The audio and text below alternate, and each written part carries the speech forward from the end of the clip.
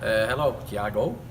It's wonderful that you follow the MOOC course, and even more wonderful that you have posed such a very relevant question. And the first part of your question was whether what are the problems related to making a PDO anaerobically, because thermodynamically it seems possible.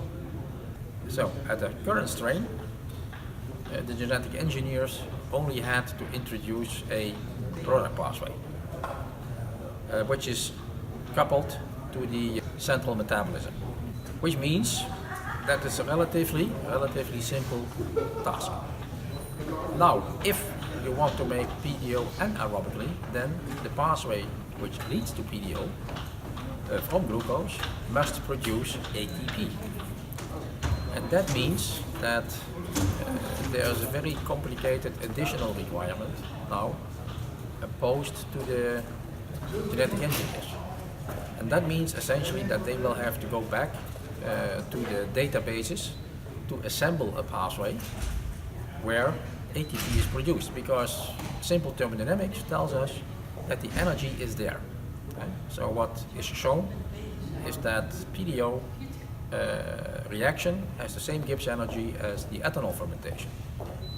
So from thermodynamics, there's no problem. The problem is to assemble the pathway. And maybe people have done that already,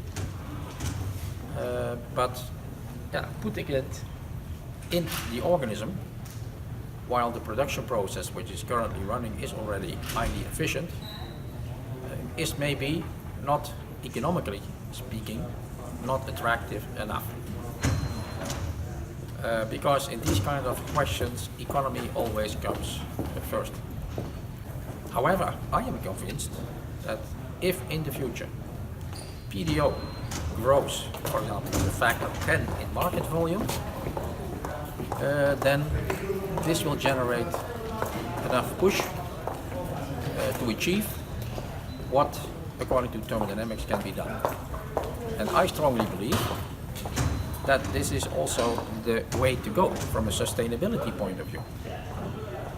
Because now we are burning oxygen essentially where it is not necessary. It's a job for the genetic engineers and people who assemble pathways. So that is what I can tell you about that. Now there was also a second part which then basically generalizes on the possibilities of using microorganisms to make products. So in your question you suggest that it is maybe possible to make any compound using organisms.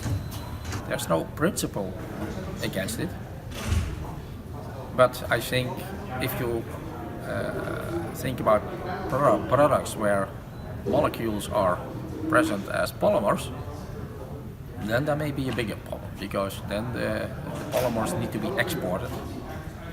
And that's quite a field where I believe there is far too little attention, focus on transporters, because many people always still talk about metabolic networks and metabolism. But the truth is, as a chemical engineer, you should know that if you cannot bring something in the reactor of limitations, blocking, the reactor cannot work. The same holds when you cannot get the product out of the reactor, also problem. So essentially, and that's something which I try also to advocate, if you think about metabolism, first issue is always think about transport first. Also in thinking about microorganisms. That can be very beneficial in late development, because if you find out a transport problem late in the development after spending millions of dollars or whatever, that's a pity. You could have thought about it before. Well, I think this is time now that maybe you think out a second prize question. And I'm looking forward to give an answer to that one. So I wish you also a lot of pleasure in following this MOOC course. Thank you very much. And already a Happy New Year.